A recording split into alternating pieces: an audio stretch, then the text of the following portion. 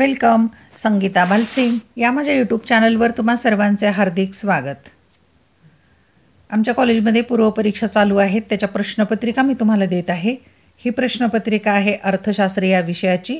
इयत्ता 12वी कला आणि वाणिज्य या दोन्ही शाखांना हा विषय आहे.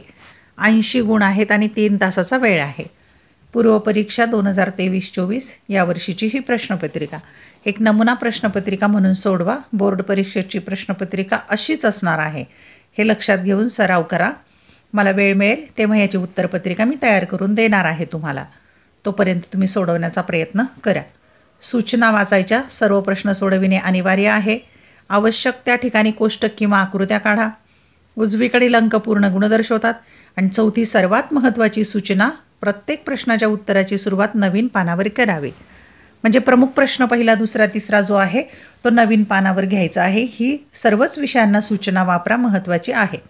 चला तर पाहूया. इयत्ता 12वी आर्ट्स आणि कॉमर्स या दोन्ही शाखेची प्रश्नपत्रिका आहे. विषय अर्थशास्त्र आणि पूर्वपरीक्षेची प्रश्नपत्रिका 80 गुणांची.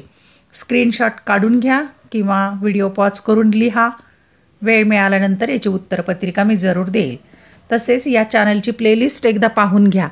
अनेक विषयांच्या प्रश्नपत्रिका, उत्तरपत्रिका मी या चॅनलवर पोस्ट केलेल्या आहेत. मागील वर्षांच्या प्रश्नपत्रिका तुम्हाला उपयोगी होतील, त्या पाहून घ्या. प्लेलिस्ट एकदा पहा. प्रश्न पहिला अ, योग्य पर्याय निवडून विधाने पूर्ण करा. विधाने पूर्ण करा म्हटलंय, फक्त उत्तराचा शब्द लिहायचा नाही, तर पूर्ण विधान लिहून त्यात उत्तर लिहायचं आहे. 5 गुण आहेत त्याला. 1. सूक्ष्म अर्थशास्त्रीय विश्लेषणात टिंबटिंब पद्धत वापरली जाते. पर्याय: राशी पद्धत, समग्र पद्धत, विभाजन पद्धत, सर्वसमावेशक पद्धत. एक ओळ सोडायची, मग दुसरं विधान लिहायचं. मक्तेदारीमध्ये विक्रेत्याची भूमिका टिंबटिंब प्रकारची असते. पर्याय: किंमतकर्ता, किंमत स्वीकारणारा, किंमत भेद करणारा, यापैकी नाही. तिसरं विधान: टिंबटिंब या अर्थशास्त्रज्ञाच्या मते सार्वजनिक वित्त व्यवहार हा अर्थशास्त्र आणि राज्यशास्त्र यांच्या सीमारेषेवरचा विषय आहे. पर्याय: ॲडम स्मिथ, अल्फ्रेड मार्शल, प्राध्यापक ह्यू हॅल्टन, प्राध्यापक फिंडले शिराज. 4. नाणे बाजारातील निधीच्या कमतरतेचे कारण टिंबटिंब. पर्याय: अपुरी बचत, रोख रकमेची वाढती मागणी, असंघटित क्षेत्राची उपस्थिती, वित्तीय गैरव्यवस्था. 5 गुणांच्यासाठी 5 विधाने पूर्ण लिहायची आहेत. स्क्रीनशॉट काढून घ्या म्हणजे तुम्हाला लिहिता येईल. 5वा, पुरवठा वक्र त्याच वक्रावर वरच्या दिशेने सरकणे म्हणजे टिंबटिंब. पर्याय: पुरवठ्याचा संकोच, पुरवठ्यातील ऱ्हास, पुरवठ्याचा विस्तार, पुरवठ्यातील वाढ. ब प्रश्न आहे पहिल्यातला. सहसंबंध पूर्ण करा. 5 गुण आहेत. 1. मॅक्रोस, त्याचा संबंध स्थूल अर्थशास्त्राशी, तर मायक्रोस इथे उत्तर लिहायचं रिकाम्या चौकटीत. 2. मीठ, जीवनावश्यक वस्तू, तर हिरा कोणती वस्तू आहे ते लिहा चौकटीत. 3. एकच किंमत, पूर्ण स्पर्धा, भिन्न किंमत कोणत्या स्पर्धेत ते लिहा. 4. मागणी वक्रचा संबंध लिहा. पुरवठा वक्र वर जाणारा असतो. 5. भांडवलाला व्याज मिळतं, तर संयोजकाला काय मिळतं, कार्याबद्दल मोबदला, ते लिहा. स्क्रीनशॉट काढून घेत राहा. प्रश्न पहिल्यातला क आहे. विसंगत शब्द ओळखा, म्हणजे गटात न बसणारा शब्द. 5 गुण आहेत. 1. धुलाई यंत्र, लाकडी खुर्ची, कपाट आणि दूध. 2. शुल्क, भेटी, अनुदाने, वस्तू व सेवा कर. 3. सावकार, व्यापारी बँका, सहकारी बँका, भारतीय रिझर्व्ह बँक. 4. उत्पादन पद्धती, राशी पद्धती, उत्पन्न पद्धती, खर्च पद्धती. 5. स्थानिक व्यापार, आयात व्यापार, निर्यात व्यापार, पुनर्निर्यात व्यापार.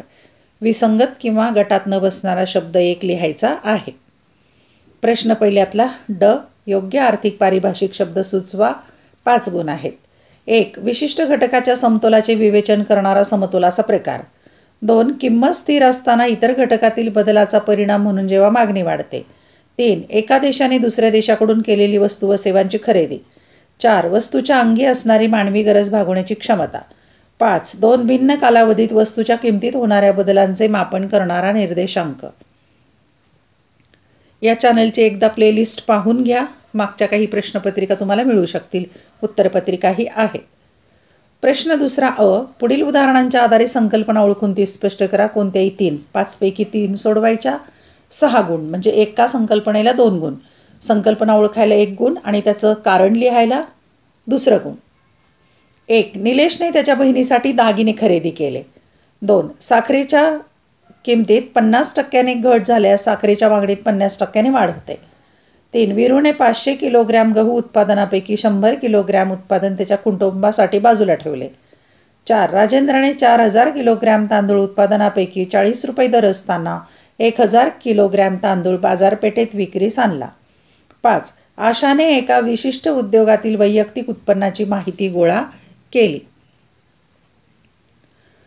प्रश्न दुसऱ्यातला ब आहे. फरक स्पष्ट करा. कोणतेही 3 सोडवायचे. 5 पैकी आणि 6 गुण आहेत, म्हणजे एका फरकाला 2 गुण. मग फरकाचे मुद्दे 2 किंवा 3च लिहा. 1. प्रत्यक्ष मागणी आणि अप्रत्यक्ष मागणी. 2. सूक्ष्म अर्थशास्त्र आणि स्थूल अर्थशास्त्र. 3. सरासरी खर्च आणि सरासरी प्राप्ती. 4. लास्पेयर निर्देशांक आणि पाश्चेचा निर्देशांक. 5. विकास खर्च आणि विकासेतर खर्च. प्रश्न तिसरा. खालील प्रश्नांची उत्तरे लिहा. कोणतेही 3. 5 पैकी 3 सोडवायचे. 12 गुण, म्हणजे एका प्रश्नाला 4 गुण. 1. स्थूल अर्थशास्त्राची वैशिष्ट्ये स्पष्ट करा. 4 वैशिष्ट्ये लिहिली तरी 4 गुण मिळतील. 2. निर्देशांकाचे प्रकार स्पष्ट करा. 3. मक्तेदारीयुक्त स्पर्धेची वैशिष्ट्ये स्पष्ट करा. इथे 4 मुद्दे लिहिले तरी चालेल. 4. विदेशी व्यापाराची संकल्पना स्पष्ट करून प्रकार स्पष्ट करा. 5. मागणीतील विचलन स्पष्ट करा. प्रश्न क्रमांक 4. खालील विधानांशी आपण सहमत आहात किंवा नाही ते कारण सांगा. कोणतेही 3. 5 पैकी 3 सोडवायचे. 12 गुण आहेत, म्हणजे एका प्रश्नाला 4 गुण. सहमत आहात किंवा नाहीत हे लिहायला 1 गुण आणि त्याची कारणं लिहायला उरलेले 3 गुण, म्हणजे एका प्रश्नाला 4 गुण. 1. जेव्हा गिफेन वस्तूची किंमत कमी होते तेव्हा त्याची मागणी जास्त असते. 2. साठा आणि पुरवठा यात फरक आहे. 3. भारतीय रिझर्व्ह बँकेची अनेक कार्ये आहेत. 4. निर्देशांकामध्ये फक्त किंमत पातळीतील बदल मोजले जातात. 5. मागणीच्या लवचिकतेवर विविध घटक परिणाम करतात. 5 पैकी 3 सोडवा. प्रश्न क्रमांक 5 आहे. खालील तक्ता, आकृती, उतारा किंवा आहे. वाचून विचारलेल्या प्रश्नांची उत्तरे लिहा. कोणतेही 2 सोडवायचे. 8 गुण, म्हणजे एका प्रश्नाला 4 गुण. 1. खालील पत्रकावरून प्रश्नांची उत्तरे द्या. किंमत रुपयामध्ये घेतली आणि पुरवठा नगसंख्या. किंमत 10, 15, 20, 25, 30, 35, 40. पुरवठा नगसंख्या 200. इथं रिकाम्या जागेत उत्तर लिहा. 250 येईल. इथं 300, इथं 350 येईल. इथं 400, 450 आणि 500 असं उत्तर मी सांगितलं आहे आता इथे. आता यावरचे प्रश्न आहेत. 1. वरील पुरवठापत्रक पूर्ण करा. 2. वरील पुरवठापत्रकाच्या सहाय्याने आकृती काढायची.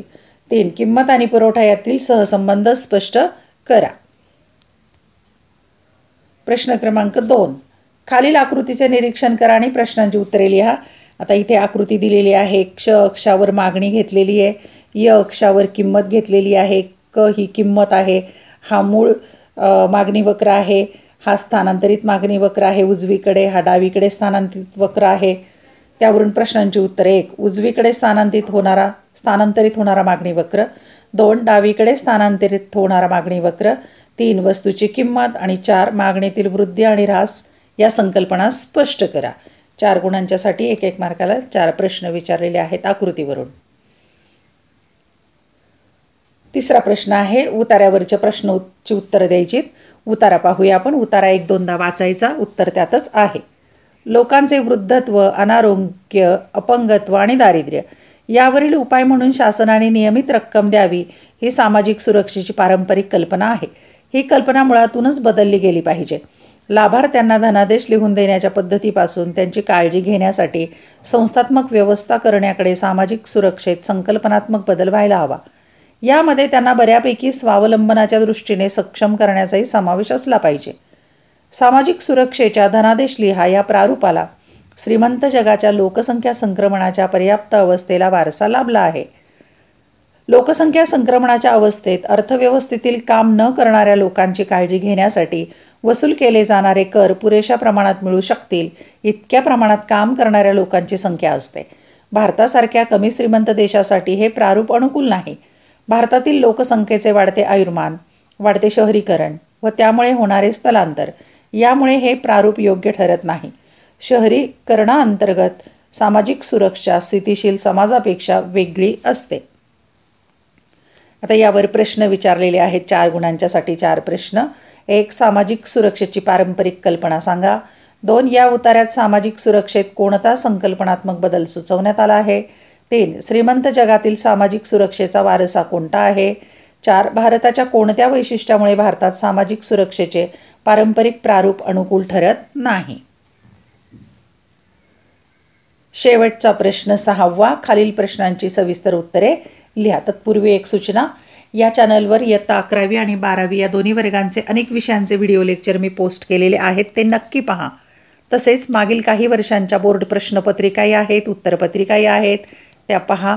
एक नमुना प्रश्नपत्रिका म्हणून तुम्हाला अभ्यासाला उपयोग होईल आणि प्रश्न पुन्हा पुन्हा रिपीट होत असतात, त्यातलेच प्रश्न पुन्हा बोर्ड परीक्षेला येणार आहेत.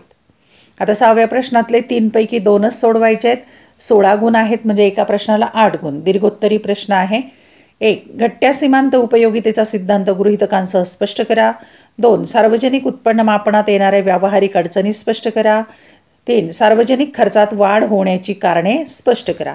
3 पैकी 2 सोडवा. 16 गुण आहेत. धन्यवाद. व्हिडिओ लेक्चर आवडल्यास चॅनल सबस्क्राईब करा, बेल आयकॉन प्रेस करा, म्हणजे मी नवीन व्हिडिओ पोस्ट केल्याचं नोटिफिकेशन तुम्हाला मिळेल. अभ्यासासाठी शुभेच्छा.